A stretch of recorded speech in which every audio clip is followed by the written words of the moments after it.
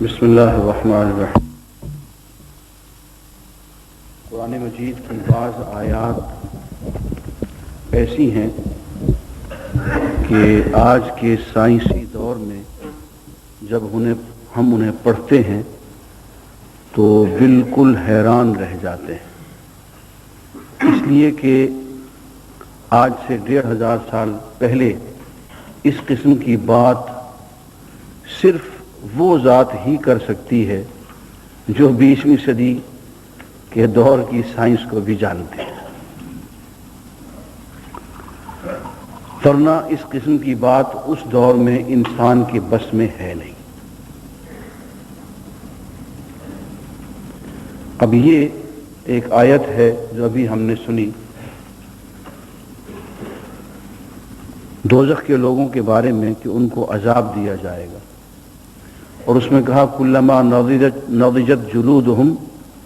بدلنا جلودہم غیرہا لیذوقوا العذاب،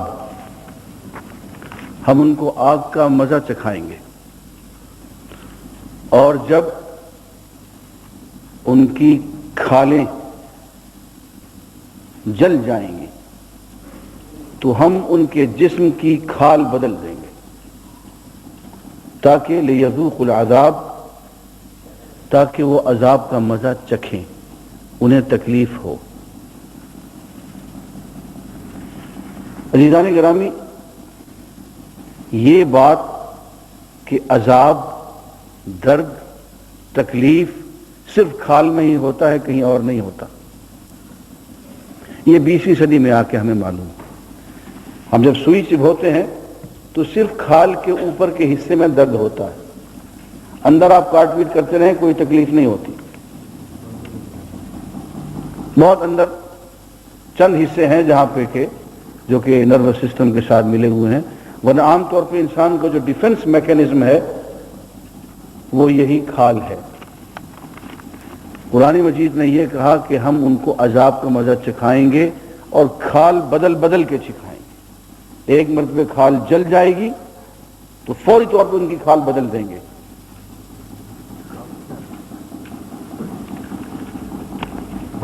یہ قرآن مجید کی ان آیات میں سے ہے جو اس دور کی سائنس کی طرف اشارہ کرتی ہے۔ میرے خیال ایگزاسٹ چل رہا ہے، مجھے تو ایسے لگ رہا ہے۔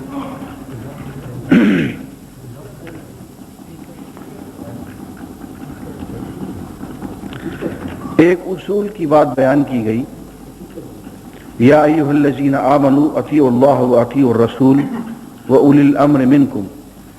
فإن تنازعتم في شيء فردوه إلى الله والرسول إن كنتم تؤمنون بالله واليوم الآخر۔ اصولی بات ہے اسلامی حکومت کے لیے۔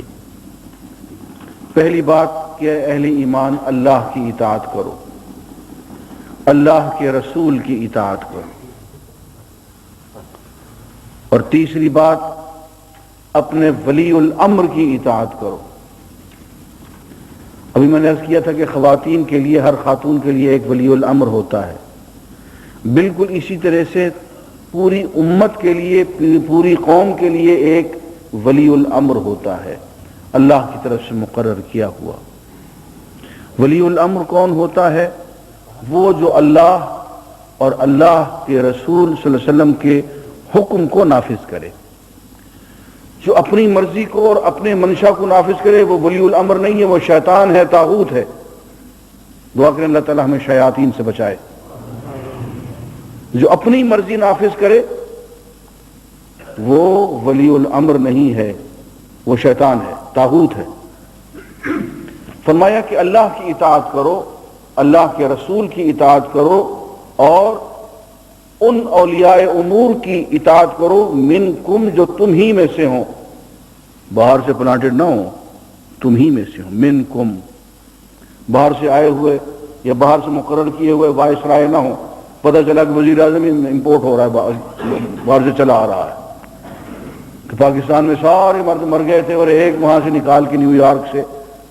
جس کے دین کا پتہ نہیں، جس کے ایمان کا پتہ نہیں، جس کے اولاد کے نام یہودیوں جیسے ہیں، اس کو اٹھا کے یہاں وزیر اعظم بنا دیا، اور ایسا کھانا خراب کر کے گیا ہے وہ اس ملک کا۔ اور یہاں کے اتنے بڑے بڑے راز وہ یہاں سے لے کے گیا ہے کہ تباہ و برباد کر دیا اس نے ہمارے ملک کو. میں اولو الامر منکم، تم میں سے جو ہو ولی امر وہ، ایسا نہیں کہ شکل تم جیسی ہو اور اس کا اندر جو ہو وہ کفار یہود و نصارہ جیسا ہو، وہ نہیں.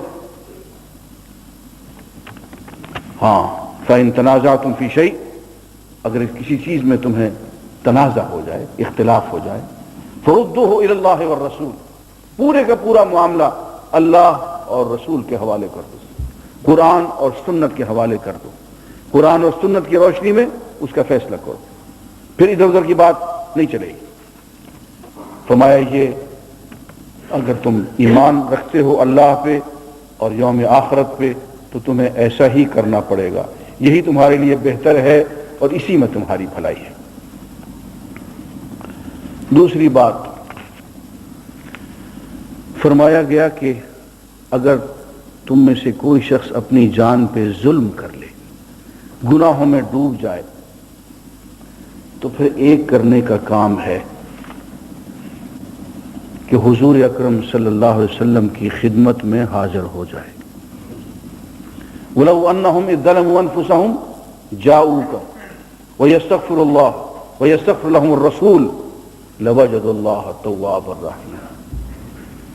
اگر یہ اپنی جانوں پہ ظلم کرنے کے بعد اے نبی تیری خدمت میں حاضر ہو جائیں اور سچے دل سے اللہ سے معافی مانگیں اور آپ بھی ان کے لیے اللہ سے معافی مانگیں، تو اللہ تعالیٰ بہت توبہ قبول کرنے والا اور بہت مہربان ثابت ہوگا. عزیزان گرامی، ایک بات آپ کی خدمت میں عرض کر دوں، یہ نعمت صحابہ کو تو حاصل تھی ہی کہ ان سے جب گناہ ہو جاتا تو حضور کی خدمت میں جا کے توبہ کرتے تھے، حضور سے بھی دعا کی درخواست کرتے تھے. لیکن ہم بھی محروم نہیں ہیں. بات یہ ہے کہ آج بھی اگر روضہ اقدس پہ جا کے اسی آیت کی دہائی دے دیں تو میرا خیال یہ ہے کہ آدمی محروم نہیں لوٹتا. یہ ان کی کتاب ہے ذکر پہ جو ہے، جن میں امام عتیبی کا واقعہ ہے، امام جزری نہیں ہے، بہرحال وہ ذکر اللہ پہ جو کتاب ہے، میں بھی نام یاد آ جائے گا مجھے، امام نووی کی کتاب ہے الاذکار، عربی میں، اب تو اس کا اردو میں ترجمہ بھی ہو گیا، بہت اچھی کتاب. عرب کہا کرتے ہیں کہ بع الدار واشتر الاذکار، اپنا گھر بیچ دو اور یہ کتاب خرید لو. اس کتاب میں ایک واقعہ لکھا ہوا ہے. امام نووی امام ابو حنیفہ کے مقلد نہیں ہیں، آدمی انہی کے ہیں، لیکن میں ان کی تحریر آپ کو بتا رہا ہوں. وہ کہتے ہیں کہ امام عتیبی جو ان کے زمانے کے ایک بہت بڑے بزرگ تھے، وہ روضہ اقدس کے سامنے بیٹھے ہوئے تھے کہ ایک گنوار بدو اعرابی آیا اور اس نے روضہ اقدس پہ کھڑے ہو کے رونا شروع کر دیا، اور اس نے کہا یا رسول اللہ،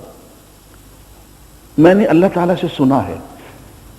الفاظ اس کے یہ تھے، یعنی قرآن میں پڑھا ہے، قد سمعت من اللہ کہ وَلَوْ أَنَّهُمْ إِذْ ظَلَمُوا أَنفُسَهُمْ جَاءُوكَ، کہ اگر یہ لوگ اپنی جانوں پہ ظلم کر لیں اور آپ کے حضور حاضر ہو جائیں اور اللہ سے معافی مانگیں اور آپ بھی ان کے لیے معافی مانگیں تو اللہ تعالیٰ کو بہت توبہ قبول کرنے والا اور مہربان پائیں گے. تو یا رسول اللہ، میں نے تو واقعی اپنے آپ پہ بہت ظلم کیا ہے اور میں آپ کی خدمت میں حاضر بھی ہو گیا ہوں اور میں اللہ تعالیٰ سے معافی بھی مانگ رہا ہوں. اب کسر اتنی رہ گئی ہے کہ آپ بھی میرے لیے اللہ تعالیٰ سے معافی مانگ لیں تاکہ میں معاف ہو جاؤں. اور یہ کہہ کہ اس نے کوئی شعر پڑھے اور بیچارہ وہ بہت رویا اور وہ چلا گیا. امام عتیبی کہتے ہیں کہ میں اس کی یہ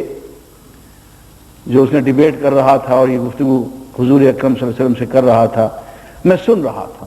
اس کا رونا بھی میں دیکھ رہا تھا، لیکن میں ستون کے ساتھ یوں ٹیک لگائے بیٹھا تھا تو مجھے نیند آ گئی، اونگ آ گئی. تو خواب میں میں نے حضور کو دیکھا کہ عتیبی جلدی سے جاگو اور جا کے اس گنوار کو، اس اعرابی کو اطلاع دو کہ میں نے اس کے لیے دعا کر دی ہے اور اللہ نے اس کو معاف کر دیا ہے. تو امام عتیبی ہڑبڑا کے اٹھے اور بھاگے، باب جبریل پہ وہ شخص مل گیا، اس سے کہا کہ او میاں اللہ مبارک ہو تجھے، اللہ نے تجھے معاف کر دیا۔ تو یہ باتیں اب بھی ہو جاتی ہیں، لیکن آدمی صدق دل سے اللہ سے استغفار بھی کرے اور حضور اکرم صلی اللہ علیہ وسلم پہ کثرت سے درود بھی بھیجے، اس لیے کہ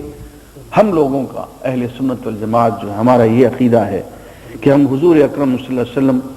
کی خدمت میں آپ کے روضہ اطہر پہ جب حاضر ہوتے ہیں